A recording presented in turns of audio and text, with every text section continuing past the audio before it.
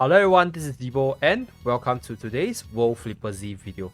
As we are less than 1 month away from the global release of the game, I've decided to produce a series of beginner's guide for this game to get you guys covered so that you guys can better integrate yourself into the game. Just a disclaimer, I'm currently playing on the World Flipper Z Taiwan server, so the gameplay footages within this video will be in Chinese language. So most of these are pretty accurate because I actually get translations from other sources, from other Word documents as well as other guides, but there might be some changes upon the release of the global version, so take note of that. And with the disclaimer out of the way, let us begin today's beginner's basic as well as terminologies video. Let's go.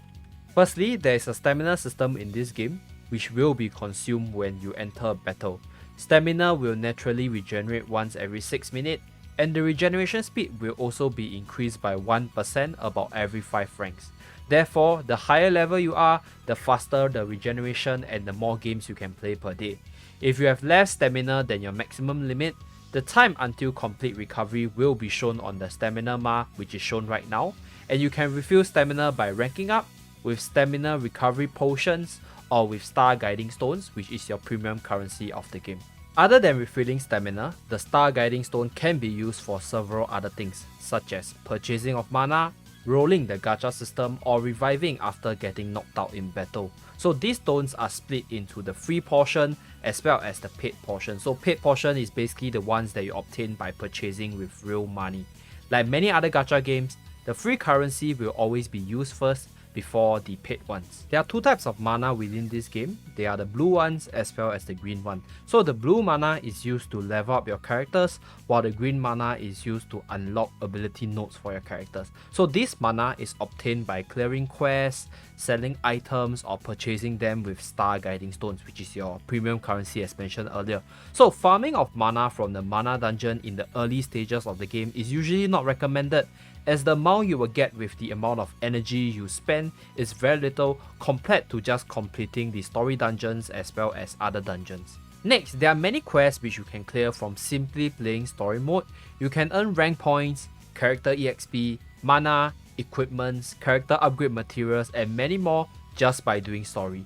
And you can also get chapter ops, which are weapons you can equip on your heroes once you clear the different worlds. So these ops are very helpful in the early game because some of them have very powerful abilities, and the weapon is also an important part of the game. However, there's a lot to talk about weapons, so I'll leave weapons as well as the different types of weapons in another video, so stay tuned for that. Now let's move on to team building. When you enter the team building page, there's an elemental chart on the top left hand corner of the screen. The elemental chart shows the different elemental affinities. Basically, water is stronger than fire, fire is stronger than wind, wind is stronger than thunder, thunder is stronger than water. While light and dark, they are strong against each other. So when you have the elemental advantage, the damage that you dealt will be boosted by 50%, while the damage taken while you have the advantage will also be slightly reduced. You can have up to 6 members per team, right, with 3 being the main characters and 3 being the support characters of your choice. You can tap and hold onto the character image or sprite to see the different attributes of the characters, ranging from the stats, element, skills, abilities, as well as the story of your characters. When in the team, only the leader unit will have their leader buff activated, while all the other units will be able to use their skills in actual combat. Now for the ability portion, each character will only start with one ability, and you have to slowly unlock them within the ability node using green mana as well as elemental stones, which you can farm from elemental stone dungeons. The maximum number of ability that each character can have is 4 abilities. However, those abilities with the M icon will only be activated when you use the character as the main character, which is the one on top. So the main characters, like I mentioned again, is the one on top, and the support characters are the one in the smaller frame of the team building section.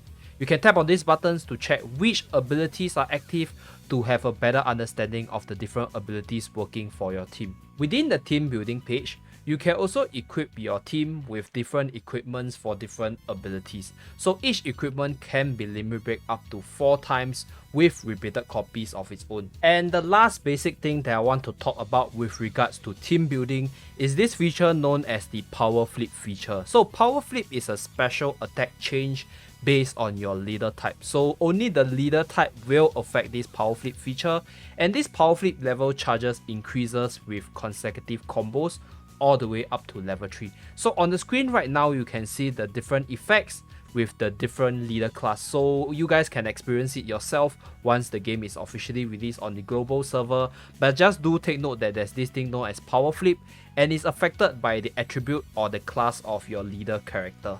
And moving to the last part of this video, we have the combat basics of WoW Flipper Z.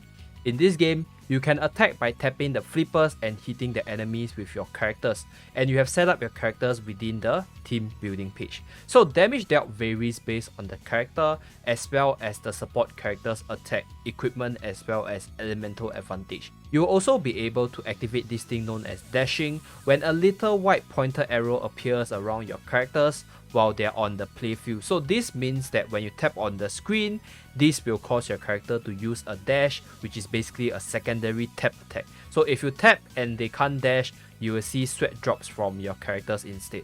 The HP bar on top shows the HP of your characters, and the character will become a coffin state if the character HP drops to 0. So this character HP refers to your main character, which is the top 3 character, and if your whole party becomes coffin, then it's game over for you. However, even if one of your character die, you can actually revive it by hitting on their coffin based on the number of times listed below the coffin.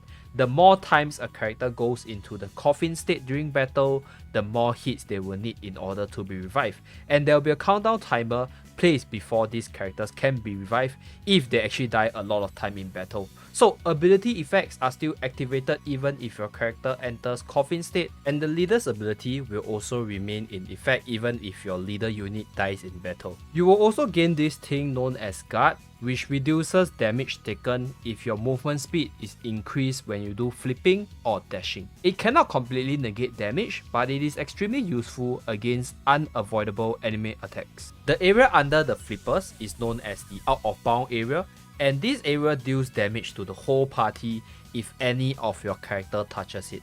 If you fall in during a combo streak, both your combo count as well as your power flip charge will be resetted. So do take note of that and never let your character touch the out of bound area. There is also a fever gauge right in the middle of the screen. So this fever gauge increases when the boss that you're fighting take continuous damage. Basically, you keep on hitting the boss in order to increase the gauge. And this gauge will decrease if you do not deal damage to the boss. When the fever gauge is maxed out, a fever mode will be activated, and this fever mode grants different abilities as well as effect based on the boss that you're fighting. You can also activate your character skills once the skill gauge reaches 100%, and you can activate it by swiping in the direction of the character image to activate the desired character skills. If you use a skill, the secondary skill of the character or the skill of the secondary character will also be activated. So you're technically using 2 character skills once you swipe the skill gauge. If you keep on tapping or hold down on the screen, a guide will appear to help you unleash your skills better.